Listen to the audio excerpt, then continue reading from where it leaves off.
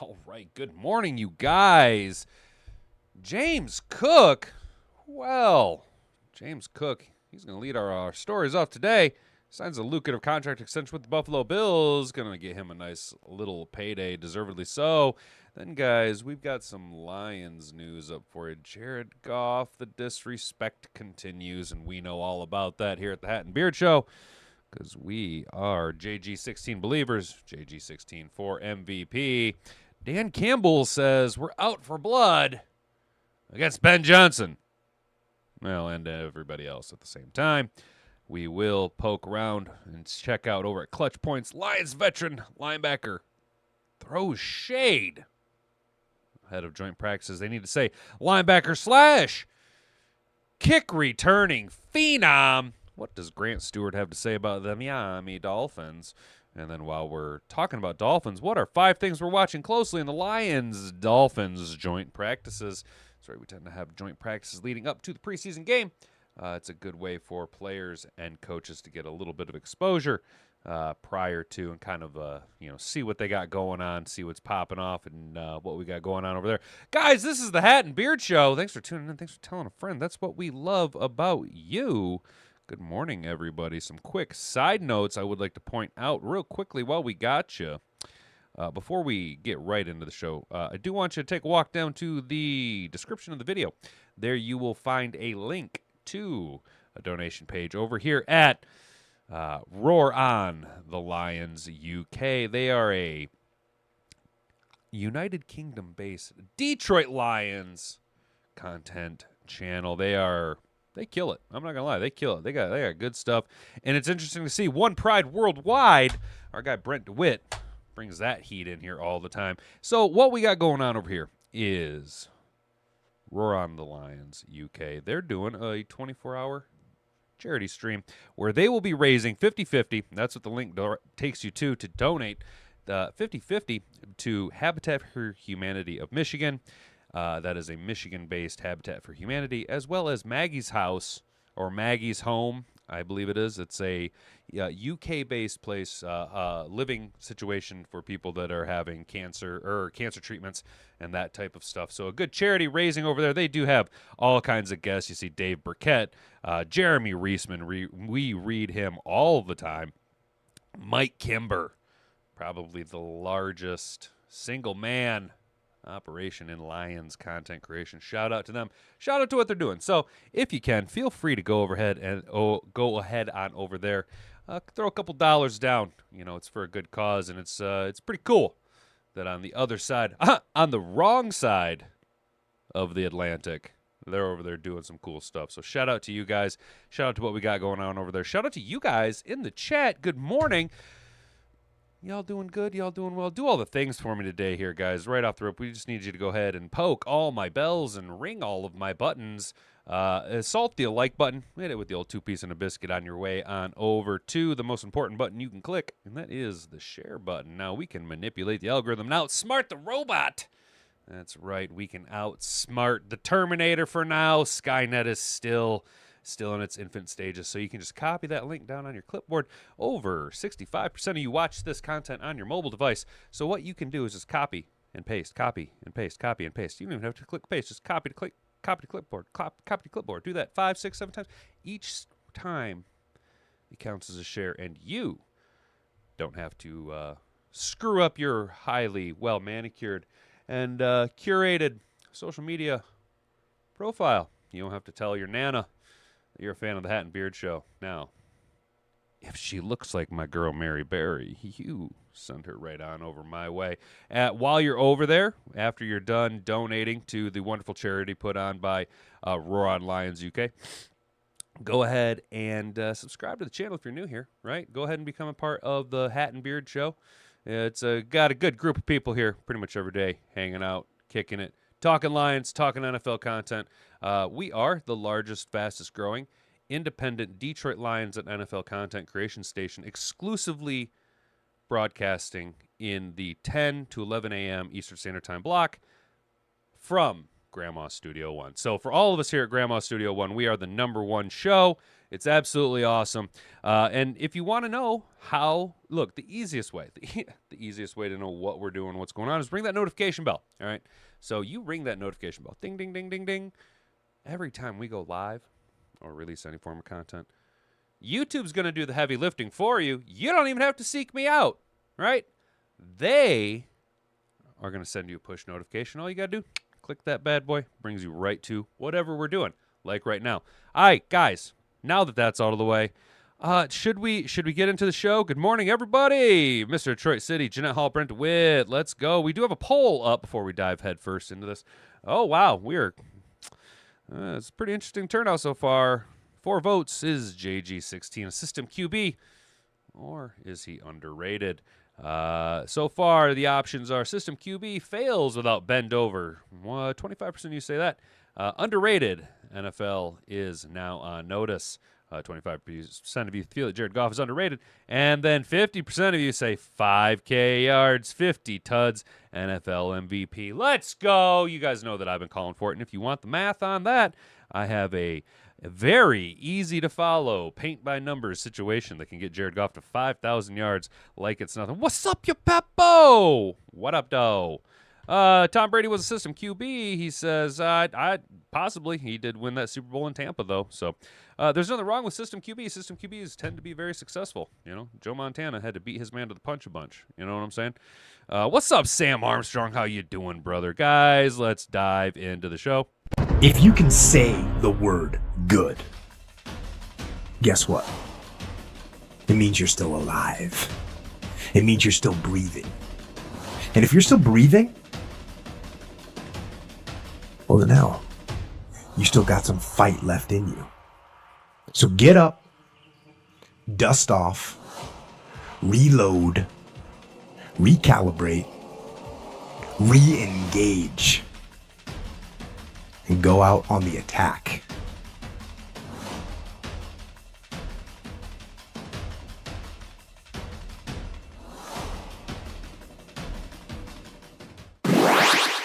All right, guys, coming to us from SI.com.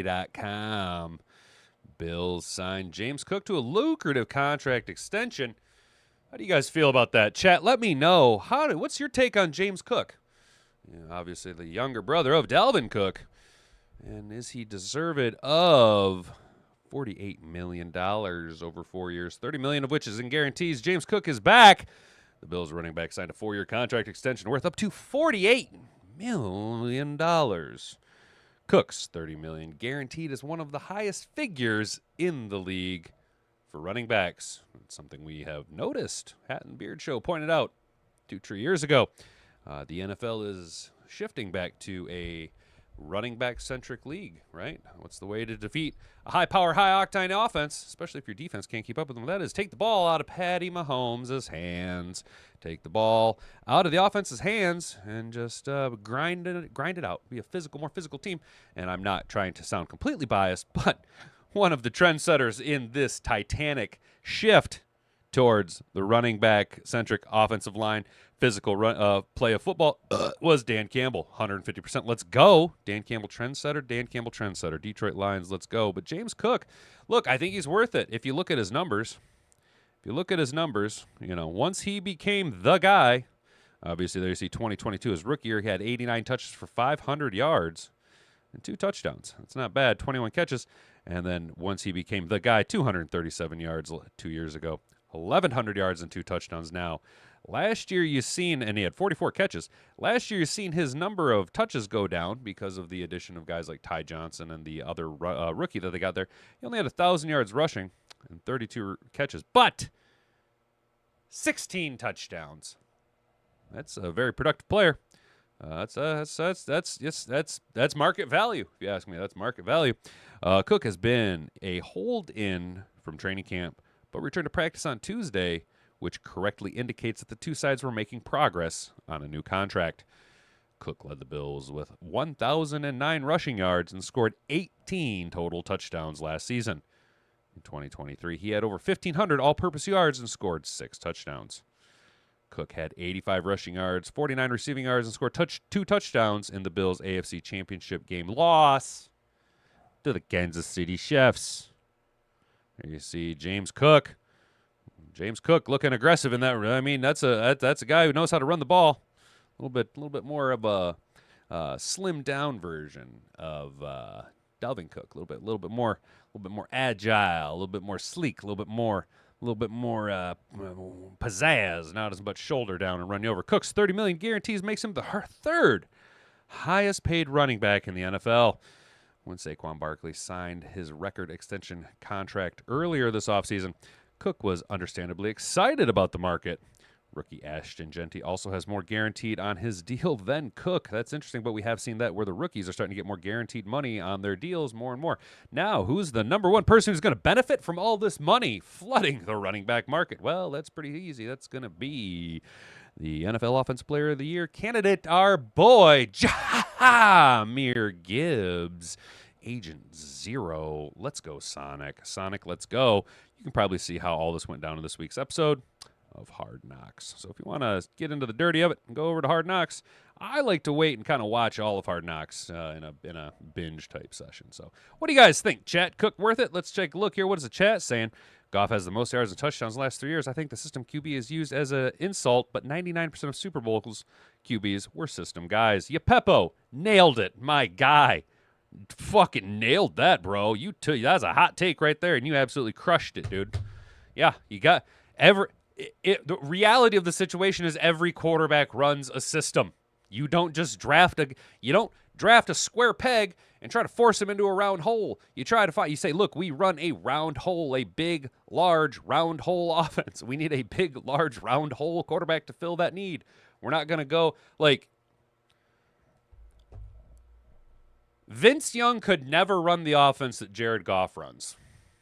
Right? They're two different systems. They're two different styles. They're two different caliber of players. You know what I'm saying? Cook family is talented. Miami Central high school kids can play. Yeah, dude, that Miami Central, they crank out a lot of talent, dude. Cook is a great running back, but $48 million, says Brent DeWitt, makes me wonder what Gibbs is worth. Hey, yeah, Brent, that's what I'm saying, dude. That's what you and me, dude, on that same wavelength there. What is Gibbs going to get? Does Gibbs get 4 years, $55 million with $38 to $40 million of that guaranteed?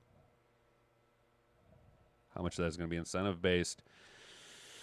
Our running backs, wide receivers are insane right now, Yepepo. You're right, dude. If you're talking about Detroit, yes, dude. I don't know if you're talking about Detroit, if you're talking about the Bills, but if you're talking about Detroit, yes, our running back room is incredibly loaded, especially with the explosion last week of Jason Sailors. You know what I mean? However, if you're talking about the Bills, yeah, you guys are pretty loaded too. Not a team I'd want to play, but I am expecting the Lions to meet up with the Buffalo Bills in the Super Bowl and shut the Bills out 59-0. That's what I'm calling for. Delvin was crazy good, just couldn't stay healthy. Yeah, that's exactly right, dude. Yeah, and that's the thing. That's what you see the difference between Delvin Cook and James Cook is Delvin Cook was a little bit more of an aggressive style, shoulder, ground and pound grinder, where James Cook is a little bit more agile, a little bit more pizzazz, a little bit more dance in his feet. You know what I'm saying? Josh Allen is a better runner than Cook. Ha ha! They're done, Mr. Detroit City. Yeah, Josh Allen. And that's the thing. James Cook's probably not your lead back. Everybody knows that the top dog in Buffalo, you know, if Josh Allen could throw the ball to Josh Allen would be the number one target to Josh Allen. He would be his hot read all the time. Josh Allen is the guy who makes the Buffalo Bills roll. They had no choice, not a lot of weapons on the Bills' offense, says Art Vanderlei. Yeah, I kind of thought the Bills had a little bit more, but I guess, you know, did Keon Coleman really work out in his rookie year, or is he still trending upward? Didn't they spend a bunch of money in free agency, though, this year to kind of bring in some wide receivers? I know they brought in some help on defense in the form of older rental-style players, Joey Bosa. Yepepo, I hope we can afford to keep Gibbs and Monty. Well, you know, Yepepo, that's kind of the beauty of having players with the mental fortitude and the cerebral ability that our players do, is that by the time Monty's contract comes up, he should be trending downward into the more of the twilight years of his career, especially with the physicality that he runs and plays with. So, you know, that would indicate probably more of a tend to lean more into a team-friendly deal. Obviously, the Lions are the team that paid him after Chicago. We welcomed him in with open arms, and he's been our guy ever since putting his feet here in the Motor City. So hopefully Monty will be able to resign, in a comfortable style extension, but you don't want to run into the situation like the New Orleans Saints ran into, where you end up having Alvin Kamara, who is very, very good, still very, very good, and a broken down Mark Ingram. You know what I mean? Because obviously Gibbs is going to be the priority. Jahmyr Gibbs, as it stands right now, barring any type of catastrophic season, career-ending injury, some type of soft tissue tear, something like that, Jahmyr Gibbs should be the top priority as far as the running backs are concerned. And then as you want to look as far as overall extension of players, it goes Aiden Hutchinson, Jahmyr Gibbs, Sam Laporta, Brian Branch, Action Jack Campbell, and then I put Jameson Williams down at the bottom of that list as far as the Lions pecking order is concerned. Cook only had 4 total touchdowns in 2 years and 18 last year and wants to get paid. One more to prove it. Yeah, well, Sam, I can't argue with you on that unless his role wasn't to be the touchdown guy. Obviously, Josh Allen is your short yardage running back at most goal line touches, which is going to poach a tremendous amount of fantasy value and touchdown value to James Cook. But the stats outside of touchdowns, the touches, the productivity, and the running game, as well as the receiving game, are both there. He's a productive running player when on the field, just not necessarily relied upon as much as you would like to see with a prototypical running back as far as goal line touches are concerned. They brought in Palmer from San Diego. Well, is Palmer really even that much of an upgrade, Art? I'm not too fly about that, but Keon Coleman should be the guy. And they got a couple of good tight ends. Is Dawson Knox still there? Dawson Knox. And then they got they took a first-round pick a couple years back on another tight end. Dalton something, I feel like. Dalton Kincaid. Am I correct on that? It's weird when you watch Josh Allen Combine 40. It doesn't look good. Like he can run, but in the game, he runs great. That's just it, dude. In the pajama practices, we get really high on how guys look in pajama practices, but when it comes down to the actual meat and potatoes of the game, sometimes you just got to put your shoulder down and bulldoze a guy, and Josh Allen's that type of dude. Here's the good news. Our offense is touchdown factory, so even if we lose someone we know, Brad Holmes, we'll just plug and play the same we did when we lost Jamal Williams. Art, my guy, coming in with the hot and heavies, dude. You're right, dude. Think about what Jamal Williams did for the Detroit Lions in a couple of years, and then think about how, for lack of a better term, when we didn't re-sign him, it was kind of scary. We were all for I'm not speaking for everybody, but at least my vibes that I got was everyone was very high on Jamal. We love Jamal Williams. You know what I'm saying? A little touchdown, little dance. You know what I'm saying, dude? He was dope. He was dope. He had personality, and then oh my God, he fell off a fucking cliff when he went to New Orleans. You know what I'm saying? Just fell off a goddamn cliff, right? A lot of that was New Orleans as a dumpster fire. But, he just broken down, whereas we were able to then go out and for the same money we were going to pay Jamal Williams, we got an even better David Montgomery, a guy who can be more than just a goal line back, a guy who can carry the team in absence of his spell back with, hypothetically, or at least at the time, it was looking like DeAndre Swift, remember, because we signed Monty, we still had Swift, and then we drafted Gibbs, and then we traded then we traded Swift. You know what I'm saying? Jamal was a product of our offensive line. You are 100% correct, Brent. Then that ties into what Art was just saying, is that you can kind of get Jamal Williams or Jahmyr Gibbs is a special player. Jahmyr Gibbs is a special player. David Montgomery is an elite player. But if we had to run with Jalen Sailors in the backfield all season, he'd have 1,000 yards and 12 touchdowns. Our offensive line is just that good. Hank Fraley. Hank. Oh, Hank Fraley. Oh. Should have been our offensive coordinator. Just saying. He put together and has continued to build a amazing offensive line, and I can't wait to watch him roll this year. Williams broke Barry record due to 1 yard merchant. Exactly, Art. That's exactly it. His role in our offense was to be a goal line back because we don't have a big, Josh Allen-style quarterback who can punch it in through the 1 yard line. We don't do a tush-push style with JG16 because that's not his role. That's not his system. that's not what we do. Whereas Buffalo does that with a Josh Allen, and it poaches away he becomes the 1 yard touchdown merchant. You know what I'm saying? I like Jamal, but he cried all the time. Sam, you're right, dude. He's, if you go stay on the piss on the porch, you know what I'm saying? All boohoo and belly aching. You know, Josh Reynolds. Oh, dude, dude, Josh Reynolds. You know, look, man, I liked Josh Reynolds. You know, he was. You cannot argue with. I mean, there was a couple of things. Anthony Lynn being removed from the offensive coordinator role. But couple that with Josh Reynolds fizzled out in Tennessee.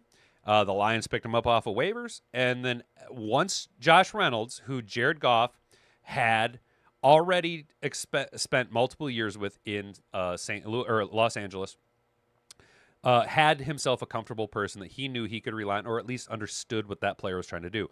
Once Josh Reynolds came into the mix, Jared Goff exploded. Even now with Josh Reynolds gone, though, Jared Goff is still exploding because he has that comfortable role with Amon-Ra, with Sam Laporta, and now ticking upwards with Jameson Williams. Jamal came off as a phony to me on Hard Knocks, Peppo. You know, I feel like Jamal Williams was really trying to make a brand for himself. You know, I think he was trying to make himself a brand. But I wanted to look at the James Cook contract over here. So he's got $48 million over 4 years with $30 million guaranteed. That's a $12 million a year average value, tying him with Josh Jacobs for the 6th highest paid running back in the league. I did specifically ask to look for void years on this. Yahoo's AI, the provided information, does not specify any contract includes any void years. They're often added. We've talked about the void years. The void years are what, well, famously, the New Orleans Saints tried to do and then floundered with and screwed themselves on the back end. But it's what the Philadelphia Eagles are doing, and it's what we see kind of the trend in the NFL being is these void years on big money contracts because it allows the team to view the salary cap from a 2D to a 3D type graph and allows you to spread that money out thinly over many, many years instead of vertically over just a couple of years. You know what I'm saying? We've talked about that a couple of times. If you want a little bit more detail, we can dive into that. Just probably not right now. We're running a little bit behind. It is what it is. Guys, there is a poll, and this is going to tie into the topic at hand. We got 6 votes in this poll right now. Is Jared Goff, JG16, a system quarterback or underrated? 17% of you say system QB, and that he's going to fail without old bend-over, small PP Benedict Arnold, Osama Ben Johnson, the traitor in the Windy City. 50% of you say he's underrated, and the NFL is now on notice. I like where your guys' head is at. And then 33% of you are saying 5K yards, 50-plus tuds, NFL MVP. Let's go, JG16 for MVP. Ring all my bells and poke my buttons, guys. Share this video around with all your friends. If you're new here, please feel free to subscribe to the channel. Ring that notification bell. That way you can be notified every single day. We are live Monday through Friday, 10 a.m. to 11 a.m. Eastern Standard Time. Coming to you from Grandma Studio 1. It is the Hat and Beard Show. Thanks for tuning in. Thanks for telling a friend. We're going to be rolling on over here to Sideline Report. The disrespect for Jared Goff continues in the latest QB rankings. Jared Goff lands another round of mixed reviews from national NFL writers. Because they're a bunch of dicks. They're just a bunch of dicks. That's all they are. National media, they're dicks. All right, here we go. Sorry, guys, my allergies are acting up a little bit.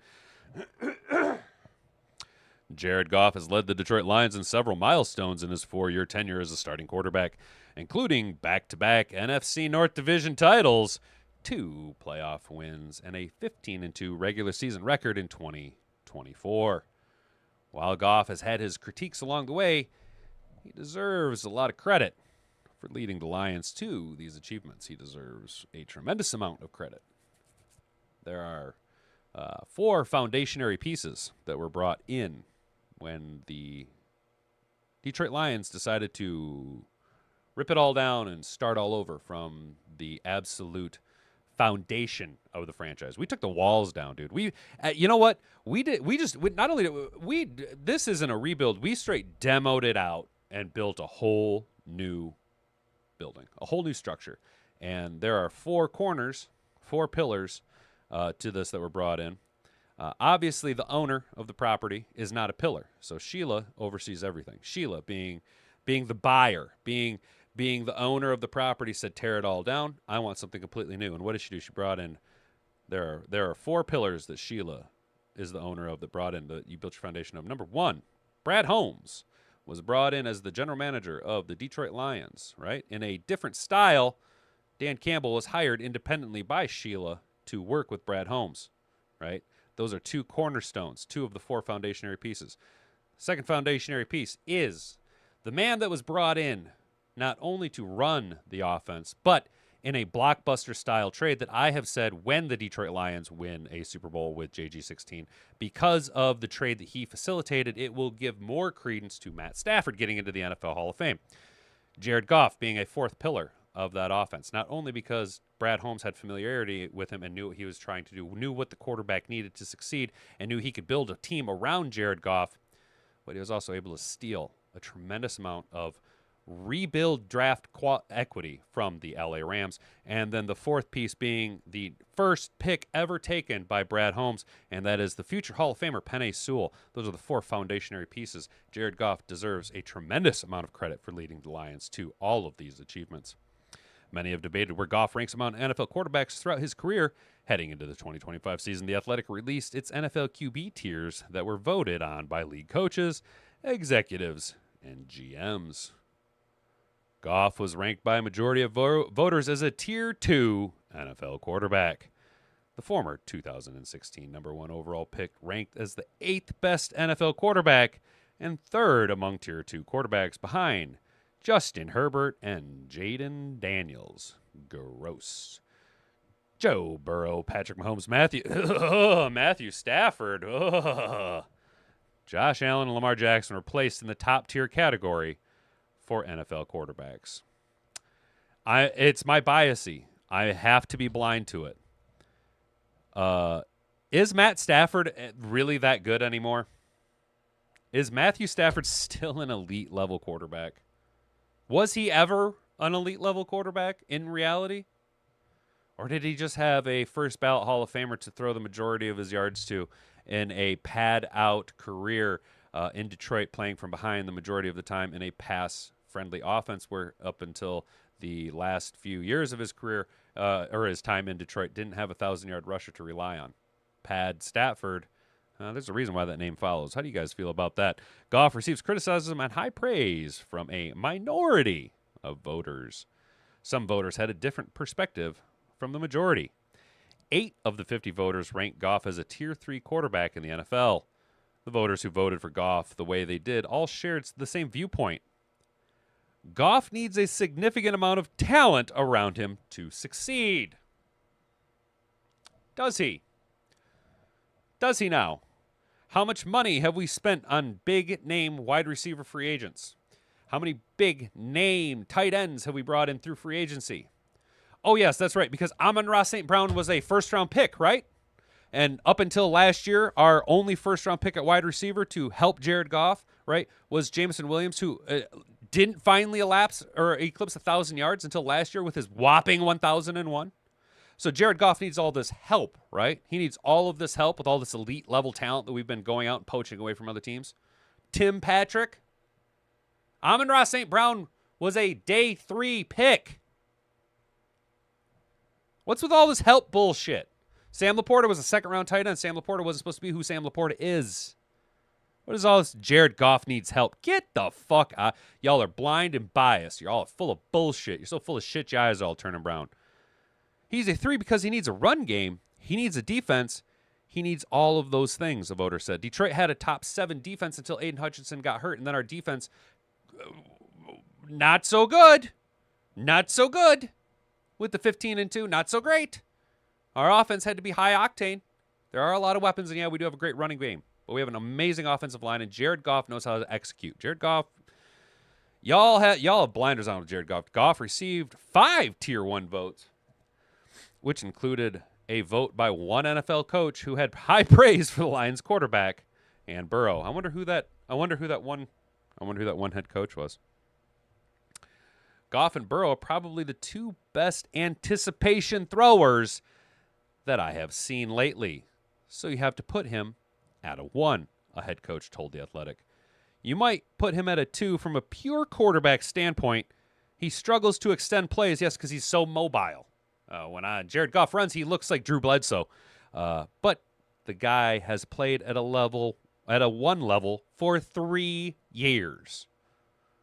Goff has been the starting quarterback of the Lions since 2021 season and has slowly improved his game since getting traded from the Rams to the Detroit Lions for exchange of Matthew Stafford. Almost clicked on an ad. An aspect of his game has improved is his ball security, a skill that didn't go unnoticed by defensive coordinators who participated in tier rankings. Quote, he has definitely grown over the past couple of years, the defense coordinator said. Early in his career, if you got him to be just a drop-back quarterback, he would make a lot more mistakes. He is better in that area as far as protecting the football. He has a good run game. They have a good team. I'm not going to hold that against them. Heading into the 2025 NFL season, Goff looks to lead the Lions team that will be experiencing its first year without offensive coordinator. Osama Benedict, Arnold Bendover, Ben Johnson, the trader in the Windy City. Many critics believe that Johnson's absence will be the reason that the Lions take a step back this season. But we are ways away from drawing that hefty of a conclusion. I think people are putting too much emphasis on Ben Johnson. So what do you guys think, chat? How we doing, chat? How we doing over here in the chat? Ben Simmons QB poll had Goff as their 4th-tier guy. Terrible disrespect. I agree, Peppo. Yeah, they just shit on him. They just crapper down all over him. You know what I mean? Demo is a total upgrade. You're right, Sam, dude. Monty is an upgrade. Today is going to be huge with the starters playing in joint practices. If the O-line doesn't play well, we might see some possible moves. Well, Art, let's hope that our starting 5 look great. They look solid. You know, there's going to be some growing pains with Tater Ratledge and obviously a talent drop back from Frank Ragnow to Graham Glasgow. I do expect Christian Mahogany to continue to trend upwards, and Taylor Decker, being the veteran that he is, needs to get up to speed relatively quickly. I have no qualms or concerns about Penei Sewell, despite the fact that he is having his hands full with Aiden Hutchinson. That is only a good thing for both parties involved. Sheila's head and shoulders better than any owner we've had. Yeah, Peppo, you are correct. Hell, she might be better than most owners in the NFL currently. 700 subs by Sunday. Mr. Detroit City, let's go. Like, share, and subscribe. That'd be the cat's pajamas, dude. If we could get 700 subscribers by Sunday, that'd be wild, dude. We've been a little stagnant, so there's 19 of you watching right now. Do me a solid. Come on, man. Boost my ego a little bit. Like, comment, subscribe, do all the thing, ring all my bells, and poke my buttons. Don't forget about Chris Spielman. Chris Spielman is huge. Brent, that's why we love you, brother. You keep me grounded. You pop up things like Chris Spielman, an unsung hero in the Detroit Lions franchise rebuild, because he's just that old school guy that meshes well with Dan Campbell and what we're trying to do for the Detroit Lions. When the new regime came in, I said, no, not another total rebuild, but Brad's a genius. Sam, it was tough, dude. But at that point, dude, did it matter another rebuild? We'd been through it so many times. So I had patience. I was like, you know what? It's good. If they want to take longer than normal, what do we got to lose? Another losing season? Aw, shucks. You know, and to be frank, I liked Guns Mahoney, Dan Campbell, Motor City Dan Campbell coming in, and I liked the opening presser. You know, we're going to bite off a kneecap, you know, all that stuff. He took a lot of flack for it, and the national media would have had you think that he was going to be done within 2 years. And look at what he's been able to do because of the patience, because of the understanding, because of the deep knowledge that Sheila had, and the faith and trust she gave Brad Holmes and Motor City Dan Campbell. What's up, Frank the Tank Eastside? Let's go, brother. How you doing, man? Stafford is an elite thrower. Can't lie, he's a better QB than JG. Come on, Mr. Detroit City, bro. He does have a better arm than JG16. Matt Stafford can spin that fucker, dude. He's always been able to spin that fucker. It's the NFL. Every team has talented guys on it. You're right, Peppo. That's it. You know, we talk all this smack, dude, but like to get to that level, you're an elite guy. Stafford has the back and not in camp. His back's fucked up again. Goff leaving him behind this year. Sam, so Stafford's back's fucked up. So you have to go get more big, goofy fucking white teeth, dude. Is that what he's got to do? Yeah. All right, guys. Let's get this back up to the top here before we dive into. There's our boy JG16 for MVP. All right, here we go. Dan Campbell. You guys, let's get this loaded. Come on. Come on, Internet.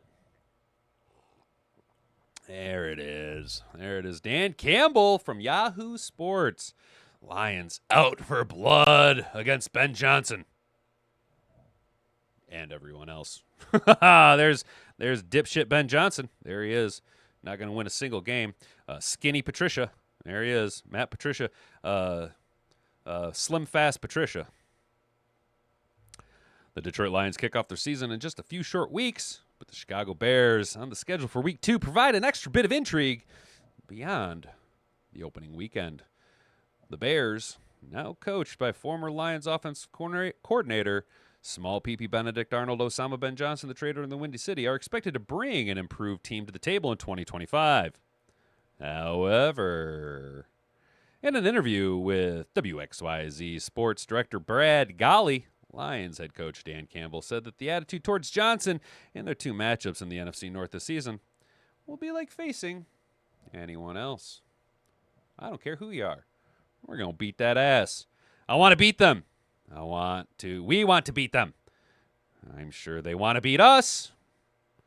But no, it doesn't matter who we're playing. We're out for blood. I think we're going to be a very angry team this year. I think we're going to be coming with some fire and looking to really just, last year was crazy that we went 15-2 with the injuries that we had. But I think this year, I think we're coming out this year looking to finish what was started until the Hutch injury. How's that? Campbell said his relationship with Johnson is good. I'm glad Dan Campbell has a good relationship with his Johnson, and they've seen each other passing in the offseason. But there are no hard feelings.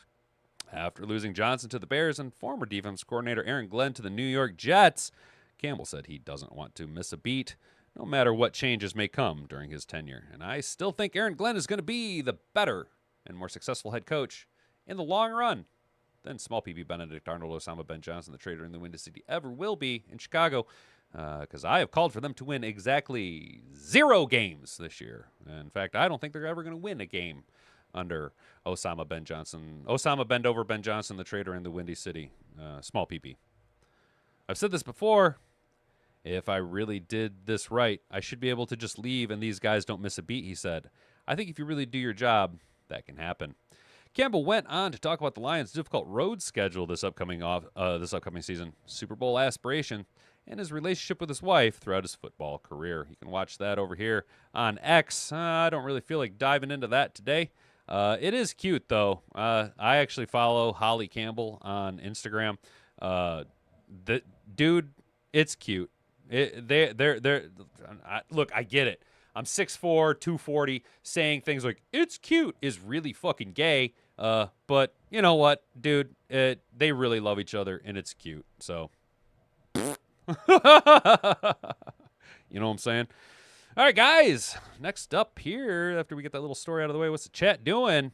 F the Bears, F Ben Johnson, and the Teddy toilet seats. Hell yeah, Brent DeWitt. I like that, the Teddy toilet seats. I like that. Broski Bear, if you're in the chat, dude, I hope we're not ignoring you, man. I have it set to all live chat, all messages. So he's kind of our Bears guy. I was just wondering if he was around. Sam Armstrong, I can see Ben throwing trick plays at us and getting embarrassed. So you guys might think it's a joke, but I am pretty confident that in a troll move, the Detroit Lions are going to start Jared Goff at safety against the Bears. And Jared Goff, in each game against the Chicago Bears, 2 games, he will have 3 pick sixes against the Chicago Bears, counting for 6 total in his bid for NFL MVP. Up to and including his final pick 6 against the Chicago Bears, Jared Goff will intercept Caleb Williams in the back of the end zone and return it for the longest interception return in the history of the NFL.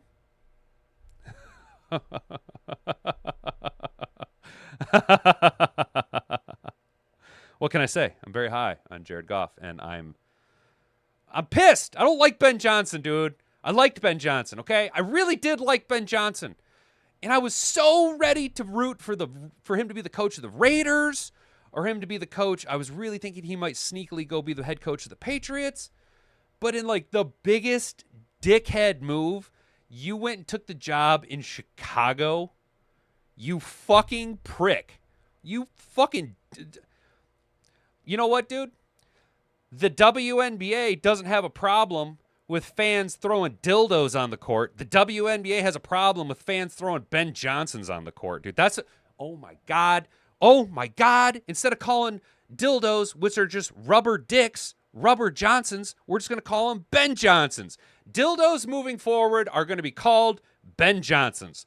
Boom. Perfect. The bigger the Ben Johnson, the fucking better. You got a ribbed Ben Johnson, awesome. You got a battery operated Ben Johnson, awesome. You got a Ben Johnson that you plug into a 483 or 483 phase, good for you, dude. Enjoy that fuckery. You still got a big old Ben Johnson. Lions veteran linebacker throws shade at Dolphins ahead of joint practices. The Detroit Lions have a veteran linebacker who decided to throw shade at the Miami Dolphins ahead of their joint practice. And, considering this is his third franchise, he's seen the way a few things are done around the NFL. Now, this does need an asterisk. Lions veteran linebacker, asterisk, / kick returning phenom, Grant Stuard. A lot of what the Detroit Lions do on defense will revolve around a star's recovery from last year's injury. But a newcomer on defense, linebacker Grant Stuard, is already in full boast mode. He threw shade at the Dolphins ahead of the team's joint practices, according to Sports Illustrated. Quote, "I don't know if they're ready," Stewart said.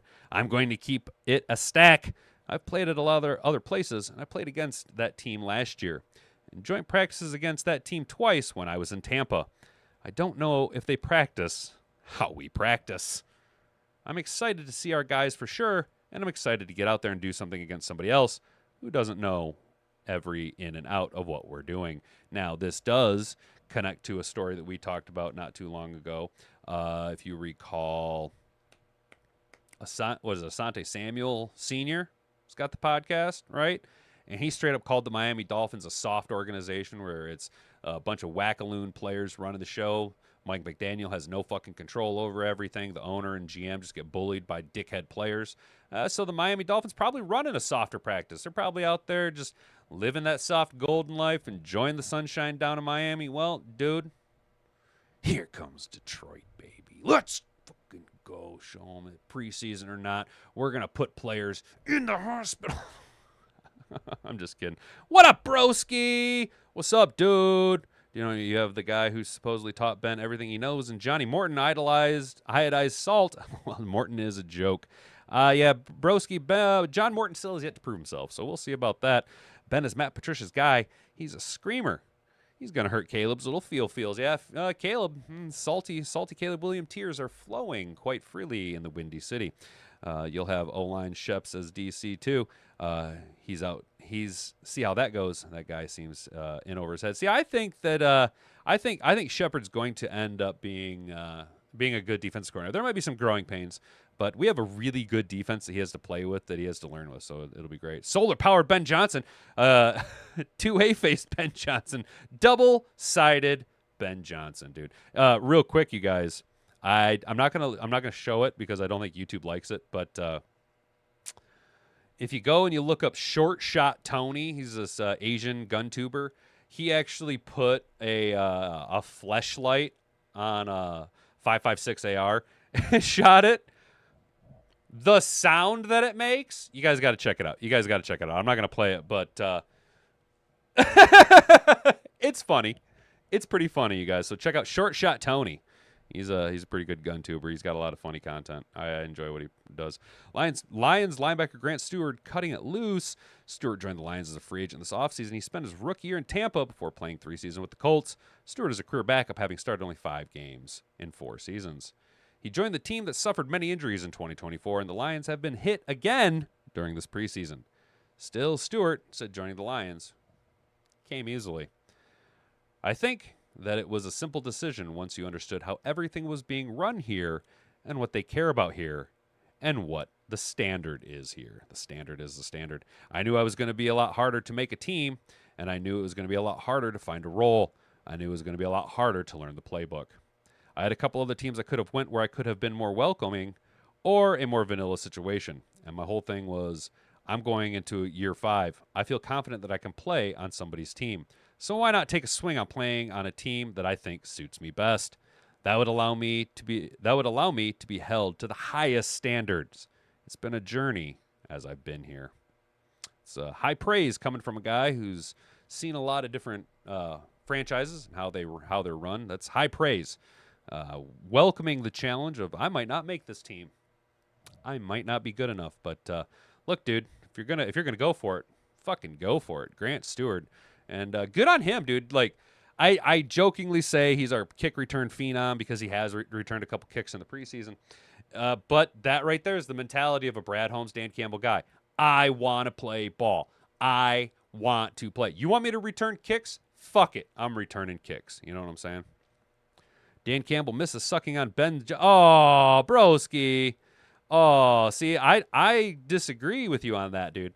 I actually think that Dan Campbell was the one holding Ben Johnson's hand, and we will see that evident this year because, ultimately, final decision came through Dan Campbell, and I think Dan Campbell is a lot. I think Dan Campbell hams up the meathead aspect of everything so that people continuously underestimate him, overinflate the value of a guy like Ben Johnson. Ben Johnson, he might be a great offensive mind, and he might have a lot of really interesting takes and game plans.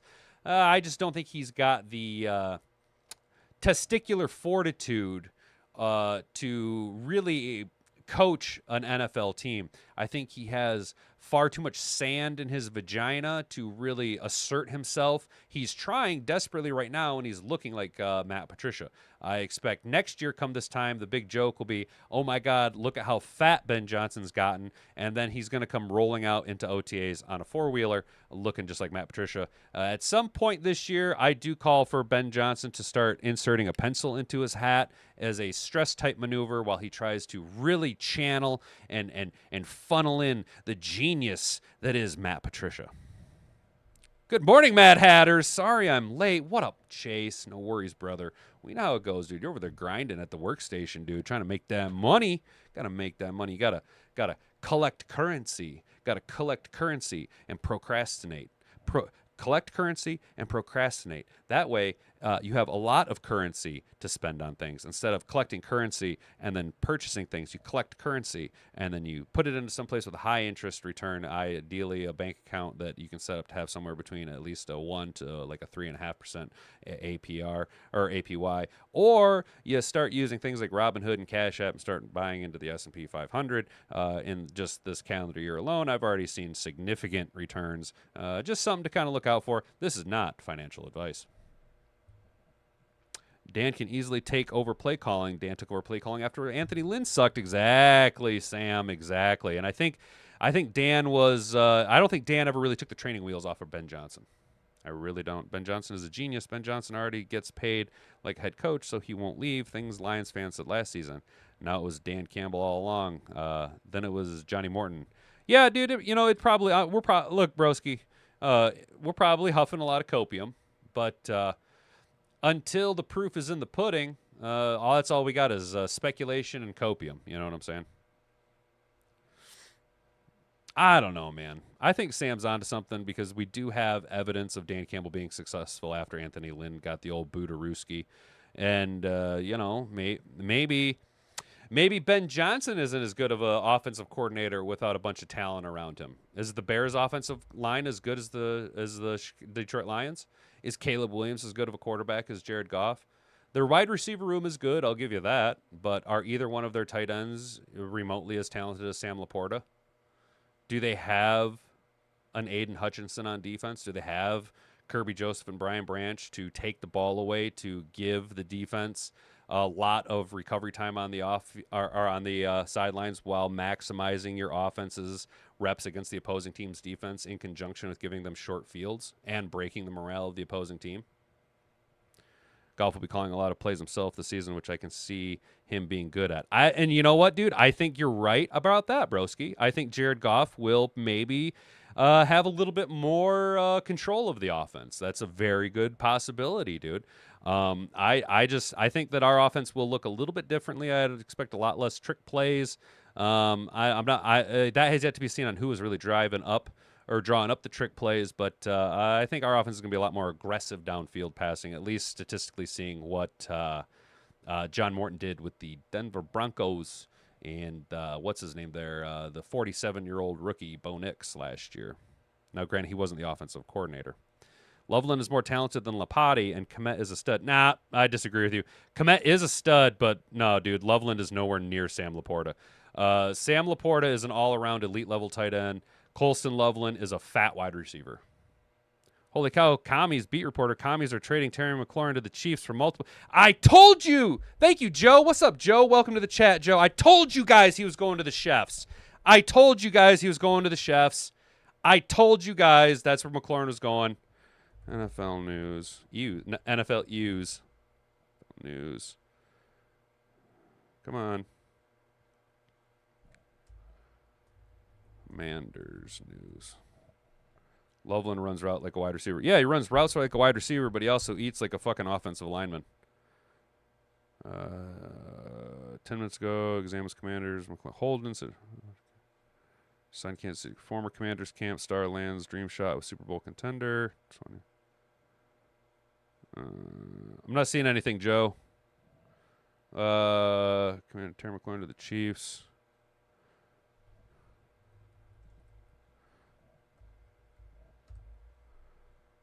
Heartbeat from a team 5 hours ago. Will Washington sink or swim? Terry McLaurin misses real games.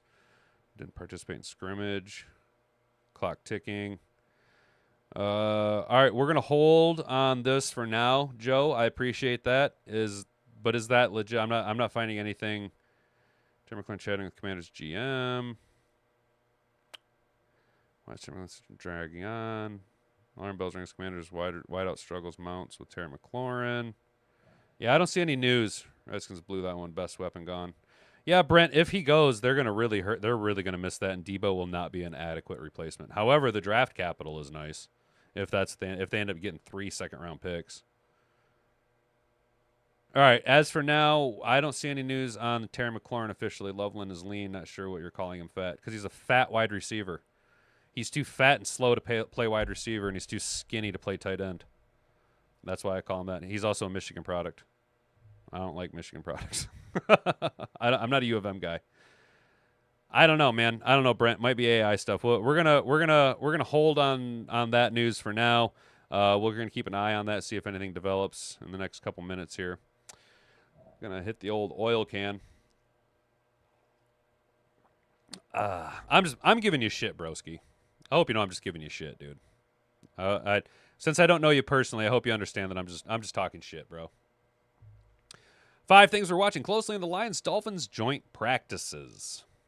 From MLive, I very rarely read MLive. Allen Park, the Detroit Lions opt to give their starters and key players most of their intense work before the regular season begins at the team facility in joint practices. And the time for that is now. The Lions set to host the Miami Dolphins on Wednesday and Thursday for joint practices, then play a preseason game against them Saturday afternoon at Ford Field. Oh, wait, that's it? Well, that's lame. Where the fuck is all the shit?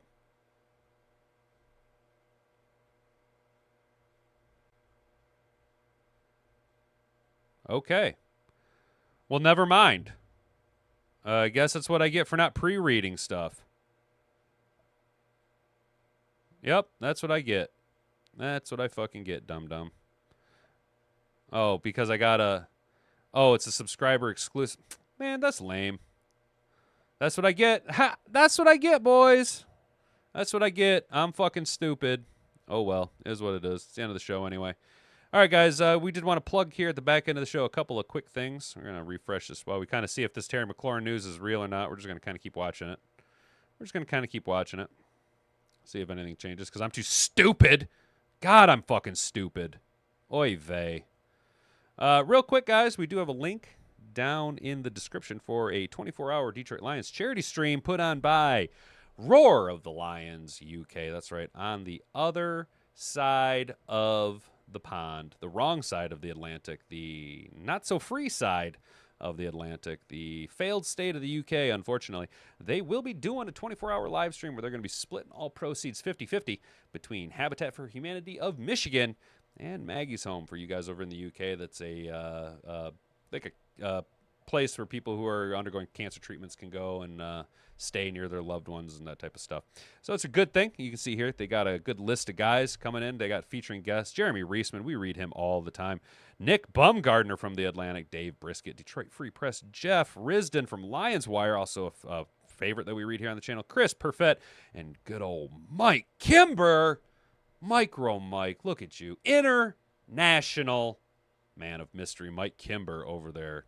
Look at you go, dude. So there is, they'll be doing this 2 days. So on Friday, 7 p.m. our time, they'll be doing a live stream. Go ahead and poke on over to there, subscribe to the channel. And then feel free when you go ahead down to the link down in the bottom of my description. When you drop a donation, go ahead and tell them that the Hat and Beard Show sent you. It doesn't ever hurt a little bit. Also, if you're feeling froggy, if any of you guys down there in Texas, it was announced that Brandon Herrera will be running again for Congress. Those of you guys in the District 23 of Texas, go vote for him. Go vote for Brendan Herrera when the time comes. Go donate to his campaign so that he can help defeat the deep state. Let's go one more time here. Terry McLaurin, how you doing? How you doing? Nope, no news yet. So today, guys, we talked about James Cook signing a $48 million 4-year extension with the Buffalo Bills. We looked at his stats and the contract. Excuse me. We talked about Jared Goff getting disrespected from the league, which tied into our poll up here. And that is JG16 a system QB or underrated? 9 votes. The winner is he is underrated with 56% of the vote. The NFL is now on notice. 22% of you say system QB fails without bend over, and 22% of you say 5K, 50 tuds, and NFL MVP. Let's go. I appreciate all of you taking your time to go ahead and cast your vote. We're going to head and close that poll out. One final look down here at the chat, guys. It looks like it was more AI crap. Broski, I'm glad you understand, dude. I appreciate it, dude. I figured that you were cool with it because you kind of, you're back and forth in a little bit. You know what I'm saying? So I just wanted to make sure that we're cool with that, bro. I'm just glad that that we're cool and we're both in agreement that Colston Loveland is a fat wide receiver. Yeah, let's go. I feel like both coordinators leaving won't hurt them because this team plays for Motor City Dan Campbell. And that's just it, dude. Like the coordinators had their chance and probably succeeded really well last year. But in the same vein of having a well-coordinated, good coaching staff, the players want to play for Dan Campbell. And that proof was in the pudding last year when we had 197 players on injured reserve. We had more players on injured reserve than most teams have on roster over 3 years. Now, we still went 15-2, won the North, and got the 1 seed, which gave us a first-round bye. Unfortunately, we ran out of gas in the divisional round. Ran into a buzzsaw, the Washington Commies. The Commies wanted it more. They were the better team. Ben Johnson also phoned it in, play calling, and deliberately sank our battleship because he wanted to scuttle on over to the Windy City. But, I think there's a lot to be said, though, about people wanting to play for Dan Campbell, Sam. I think you're totally onto that because I, myself, I'd run through a brick wall for Dan Campbell. I want to play for Dan Campbell, dude. I wish, like, what would be awesome is if we could clone Dan Campbell and have him inserted into like 99% of managerial roles across all major industries in the United States. Our GDP would explode. Productivity, people would love their jobs. People would love coming to work just because a guy like Dan Campbell would motivate them. You know what I'm saying? He's a true out-and-out leader of men. And what do you know? Dan Campbell, out for blood against Ben Johnson and everyone else. Talked about how there's really no difference in how Dan Campbell views small PP Benedict Arnold, Osama Ben Johnson, the traitor in the Windy City, versus other teams. We want to kick your ass. Yeah, from here to way over there. Oh, yeah, motherfucker. We're going to kick your fucking derriere. Yeah, yeah. You broke the rules, so now I pull out all your pubic hair. You motherfucker. Sorry, if you guys know that Tenacious D song, that's kicking it old school. Jack Black and Kyle Brandt can go fuck themselves. Lions veteran linebacker / kick returner throw shade at the Dolphins. My head of joint practice is Grant Stuard. Yeah, basically called the Miami Dolphins softer than baby shit, that the Detroit Lions are hard. So welcome to the Motor City. We're gonna blow them up. Do you think we're gonna get into any scrums? Do you think they're what's the over under on fights at the joint practices? And then we attempted to read 5 things that we're watching closely in the Lions Dolphins joint practices, but since Hat and Beard is a big dummy dumb and doesn't pre-read anything, didn't realize this is a subscriber only channel. Thought that, or a subscriber only story. Thought it'd be something good to watch, but all the more reason to not use MLive. Things behind a paywall can lick my butthole. Let's go. We then pointed out the charity and asked you guys to go ahead and check out Brendan Herrera. One last time here, we're going to go ahead and check Terry McLaurin news. Looks like nothing so far, but maybe tomorrow there'll be some Terry McLaurin news. And Washington Commanders to extend Terry McLaurin. Washington sink or swim. Terry McLaurin misses. Yep. All right. Well, we'll keep an eye on that, and hopefully tomorrow we'll have something to report on. So, guys, seriously, Goff 4 turnovers, including a pick 6, sank your battleship. Well, yeah, broski, it did, and it was just a shitbox game, dude. You're right. That divisional game was just fucking terrible. So, all right, guys, appreciate all you tuning in and telling friends and doing all that stuff. We actually had a huge uptick in viewers there for a little bit. At one point, we were hitting like 20-some viewers. That was wild. Wet, wild, and out of control. I appreciate all of you guys with your Adonis-like quads and your Atlas-sized shoulders, doing all this heavy lifting, sharing this video around with all your friends. I really appreciate that, guys. Make sure that you're subscribed to the channel. Ring that notification bell so you can be notified when we go live tomorrow morning at 10 a.m. Hit that like button on your way out the door. All right, guys? All right. I appreciate it. I've been Hat and Beard. You've been an attentive audience. Stay out of trouble. Until next time, tomorrow morning at 10 a.m. Bonga bonga. Frig off.